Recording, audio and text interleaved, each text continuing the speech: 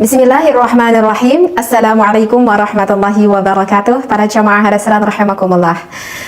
Bismillah, walhamdulillah, wassalatu wassalamu ala rasulillah. Kali ini ada pertanyaan, katanya gimana nih kalau misalkan bapak tiri, gitu ya, pertanyaannya seperti itu. Gimana kalau misalkan bapak tiri menyentuh kulit anak tirinya, itu boleh nggak, gitu ya. Kemudian itu membatalkan wudhu atau tidak, katanya seperti itu ya. Maka itu banyak sih ya referensi yang bisa kita dapatkan di dalam kitab Kifayatul Akhyar, ada ya. Tapi kali ini saya ingin membawa referensi di dalam kitab Al-Mawsu'ah Al-Fiqhiyah pada juz Al-Hadi wa Thalathuna, pada juz ke-31 pada Syahifah ke-48. Referensi yang ingin saya ambilkan dari dalam kitab ini. Baik. Bismillah, walhamdulillah, wassalatu wassalamu ala rasulillah. Auratul mar'ati, bahwa auratnya seorang perempuan, bin nisbati lil maharimi, ini menceritakan aurat seorang perempuan yang ada pertalian dikarenakan sebab mahram, ya, dikarenakan sebab mahram. Al-muradu, yang dimaksud bi mahramil mar'ati, mahram seorang wanita ini, mayyahrumu alaihi nikahuha, berarti yang haram ditikahi wanita tersebut. Jadi kalau misalkan satu mahram itu sudah jelas ya, tidak boleh ditikahi anak ataupun perempuan tersebut, gitu, dikarenakan alasannya satu mahram.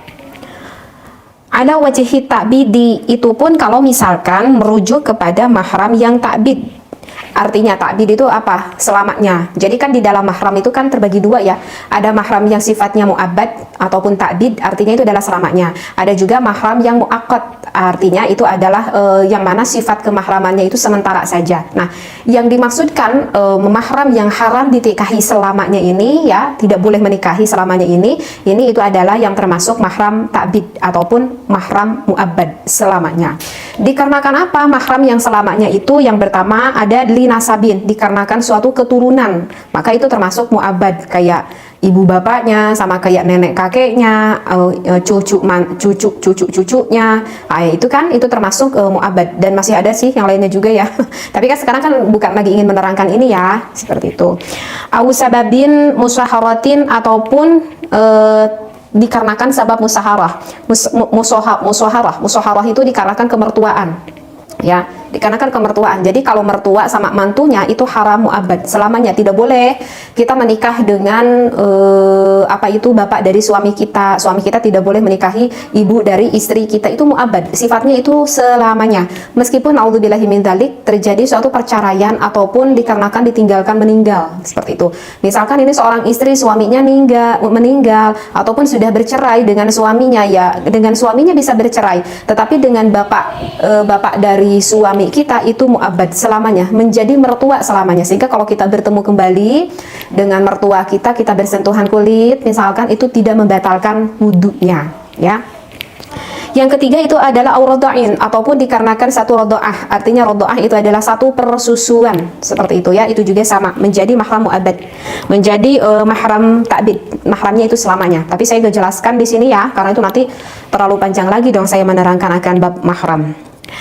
Ila an qala, sampai kepada ucapan kullu ma jaza an-nazaru, diperbolehkannya kita melihat ilaihi akan kullu ma ini, min khunna, dari ini seorang perempuan, duna hailin, selain dari ada halang-halang, jaza lamsuhu, maka boleh kita menyentuhnya inda amnil fitnati, ketika aman dari fitnah.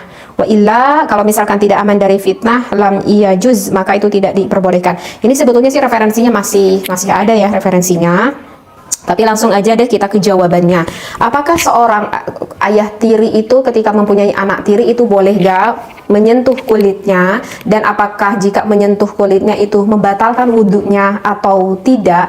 Maka jawabnya itu adalah jika. Oke, maka jawabnya itu adalah jika ayah tirinya itu belum mendukhuli istrinya, atau belum maksudnya mendukhuli di sini melakukan hubungan badan, begitu ya. Kalau ayah tirinya belum melakukan hubungan badan dengan istrinya atau dengan ibu dari anak tersebut, maka itu bersentuhan kulit dengan anak tiri tersebut, berarti anak tirinya perempuan kan, anak tirinya perempuan, maka itu masih tetap tidak diperbolehkan, dan itu masih batal wudhunya jika bersentuhan kulit.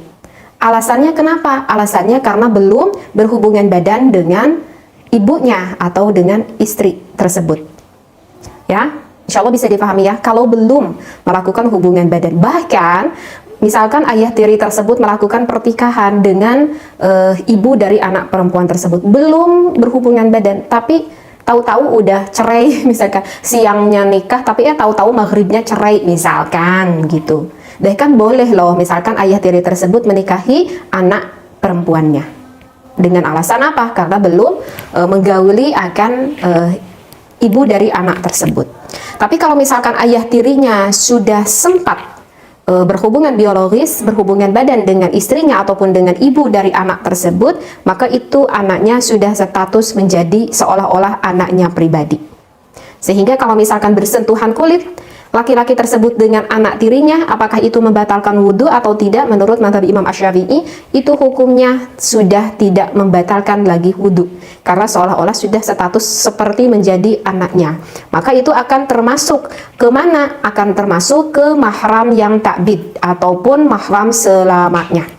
Meskipun itu anak tiri, maka menjadi sekali lagi apa? Mahram ta'bid, mahram selamanya, yang tidak boleh menikah dengan anak tiri selamanya. Alasannya kenapa? Karena sudah mendukhuli istrinya ataupun dari ibu anak tiri tersebut. Seperti itu. Nah, tetapi kalau saya bacakan referensi di sini ya, saya gak baca referensi semuanya ya, gak apa-apa ya. Tetapi kalau saya sudah mutolaah sebelumnya, di sini itu ada seolah seperti catatan ya. Itu ayah tiri itu boleh memegang anak perempuan tirinya jika memang aman dari fitnah.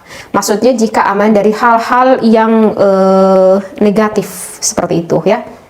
Bisa dibayangkan gak ya aman dari fitnah? Misalkan kita itu mempunyai anak tiri kita itu tahu-tahu sudah anak tirinya yang umurnya udah gadis dewasa begitu ya, udah gadis dewasa seperti itu. Kalau misalkan anak gadis tersebut misalkan dipeluk gitu ya sama ayah kandungnya, ayah biologisnya, mungkin anak tersebut tidak merasa apa ya, tidak merasa canggung gitu. Tetapi dikarenakan ini ayah tirinya, kok aduh aku ngerasa canggung ya dipeluk gitu ya sama ayah tirinya. Jika hal itu merasa risih, merasa hal itu tidak nyaman, maka tidak perlu dipaksakan. Apalagi kalau misalkan hal-hal itu bisa menjuru akan sesuatu hal-hal yang negatif. Mungkin bisa difahami ya dengan kata negatif di sini. Karena kan setiap orang itu ya, maaf-maaf, setiap orang itu kan tidak semuanya sama.